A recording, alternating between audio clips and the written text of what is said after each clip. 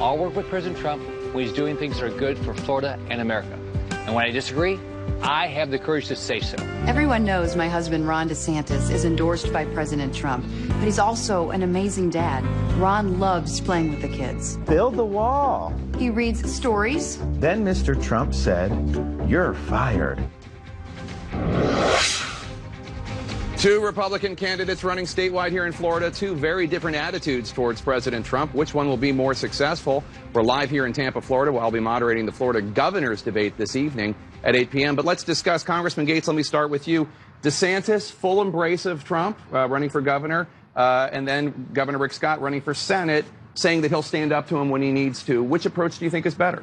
Well, we saw just yesterday Governor Scott email out to his supporters great enthusiasm as a consequence of the president's tweets highlighting Governor Scott's record. I think with Ron DeSantis, there are a few areas of disagreement, but also we've seen success as a result. In Florida, offshore oil drilling is a threat to our military mission, our economy, our property values. Ron DeSantis and Pam Bondi and I and Ted Deutch, we disagree with offshore oil drilling. And because Ron has a close relationship with the president, we were able to work together and get Florida off the table. So an example of an area of disagreement, but progress and cooperation coming as a result. Congressman Deutch, I know that you support Gillum for governor and Nelson for Senate, but do you think that DeSantis' decision to tie himself more closely, at least in ads, with President Trump might play a factor, might play a role in whether or not he wins? Sure, absolutely I do, Jake, and I appreciate the panel that you've brought together today. I have immense respect for my colleague Matt Gaetz and for General Bondi, but they represent really what's happening in this election. You've got General Bondi, who, on behalf of Rick Scott, rather than defending the people of Florida, went to court to sue to take health care away from people with pre-existing conditions. You're talking about Obamacare. Yeah. Right, and Congressman Gaetz, who tweets out conspiracy theories that the president then uses to advance his own conspiracy theories, all the while bringing a Holocaust denier to the State of the Union.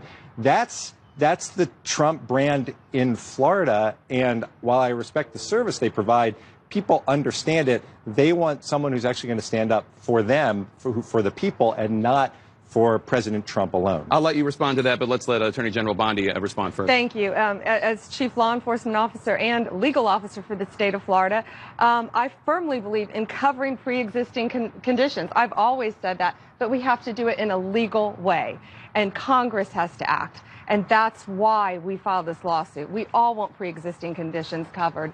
And it's nice to have such a panel, by the way, where we can conduct ourselves with civility, and we actually all like each other. I want to, first of all, just read the tweet that he's referring to about the conspiracy theory. It had to do with the caravan, and you tweeted out, footage in Honduras giving cash to women and children to join the caravan and storm the U.S. border at election time. Soros, U.S.-backed NGOs, non-government organizations, time to investigate the source. That's what Congressman Deutch is referring to. Yeah, I was wrong. It wasn't in Honduras. It was in Guatemala. That tape was provided to me by Honduran government officials. It was collected by Central American intelligence officials. And I think we've got to learn a lot more about how these large organizations of people come together. What I've learned on the Armed Services Committee looking at intelligence reports is you really have three groups. You have the thugs, you have the organizers, and then you have a lot of desperate migrants who feel like they have nothing to lose, and where you have those thugs forcing local businesses to turn over cash and resources, that's a problem. If you have organizers working in concert with U.S. NGOs or left-leaning groups, that's also a problem. So I think that we've seen that model in other parts of the world, Jake. In the Balkans, Judicial Watch just did a report where you saw U.S. NGOs working alongside Soros-backed groups for political outcomes. I hope that's not happening in Latin America or anywhere else in the world. Symone Sanders, this is an issue that not just Congressman Gaetz, but also President Trump is talking a lot about. The caravan, allegedly criminals in the caravan coming to the United States. Yeah, unfortunately, we're not talking about asylum seekers and how folks can legally come to the United States and seek asylum. Look, I know that Donald Trump and his allies would love to make the closing argument of this midterm election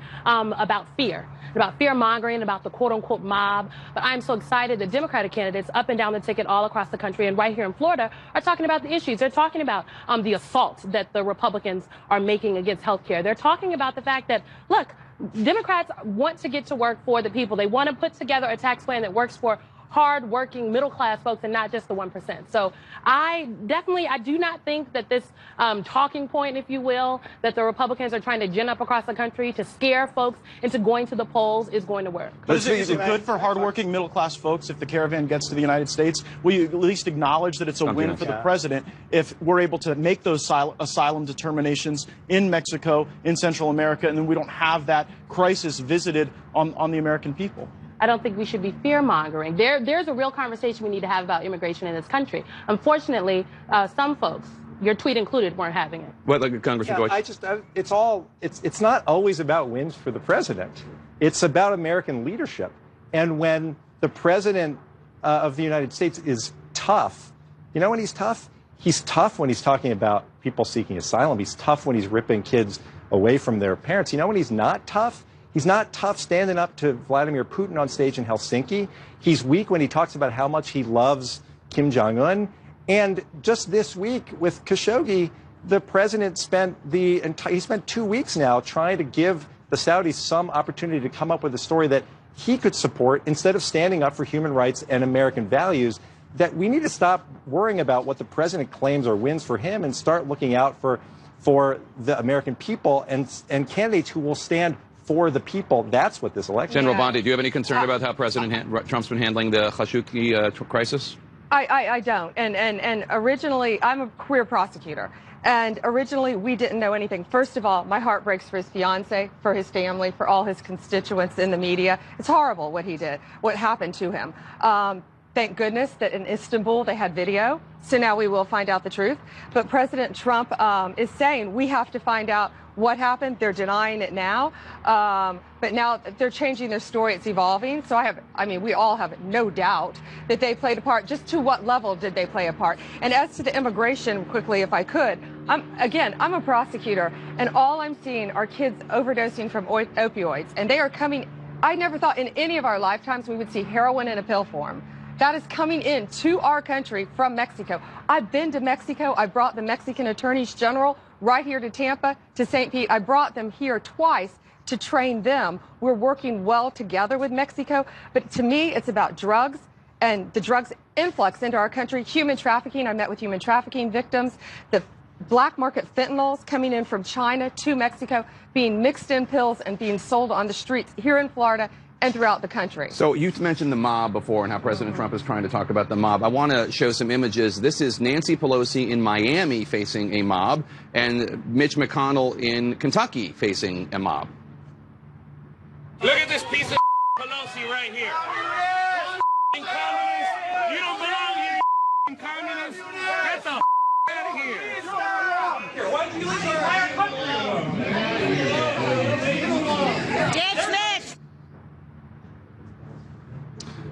Now, Attorney General Bondi, I know you have faced groups of people who are hostile to your views, and I want to ask you, there is an argument that public officials, I'm not making this argument, I'm just saying, there is an argument out there that the public officials, that this is the free speech rights of the American people, and they get to do that, but you have been on the receiving end. I have, and it was the Maxine Waters talking points that I got. You know, we're walking in a documentary about Mr. Rogers, and the only part they videoed it, they chose to air was at the very end, not the part where they told me they didn't even understand what I did for a living, that I'm ripping babies out of the arms of mothers. And I said, I'm glad you're videoing this because I've never agreed with separating children from their parents. Never. But they didn't air that part. Of course not. And then, I mean, screaming in my face, blocking me from walking in. I feel horrible as to what happened to Nancy Pelosi and Mitch McConnell. Thank goodness he has Elaine Chao to take up for him there.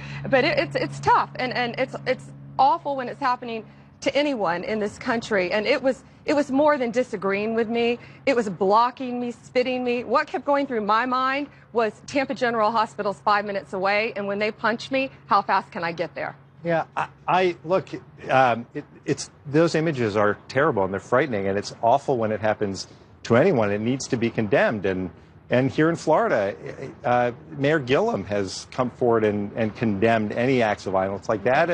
And his opponent, Ron DeSantis, is busy appearing at conferences with people who celebrate violence against protesters. What conference are you talking about? The conference down in Florida that he attended multiple years in a row. That's the problem. When the reason the president wants to talk about about angry mobs is because he understands, he's smart enough to know it's not about angry mobs. This is about a lot of angry Democrats and moderate Republicans and independents who are tired of the divisive rhetoric. They want someone who's going to stand up for their health care, stand up to those who want to cut Social Security, stand up for gun safety. It's not a mob. It's a movement. You thought those were moderates, Ted? It's not a mob. It's a movement, Jake. Yeah, and that's those didn't strike me as a group full of moderates. Those struck me as radical people trying to create disruption and potentially to hurt people involved in politics. Look, no one should engage in political violence from either side. Right. But you mentioned Mayor Gillum. Just days ago, there was an LGBT activist who was there at one of his rallies who was assaulted. That has not happened, to my knowledge, at any DeSantis events. And this is the new tool of the left, guilt by association. Ron DeSantis goes and speaks at some forum, and some other person happens to speak there who said some offensive thing at some time. Look, let's debate the issues. Let's talk about the fact that Florida's doing very well, the fact that tax cuts are working for the American people, and not engage in that. Thanks one and all for being here. This week, the public got a peek at a painting hanging in the West Wing. What else would really tie the room together? That's the subject of this week's State of the Cartoon.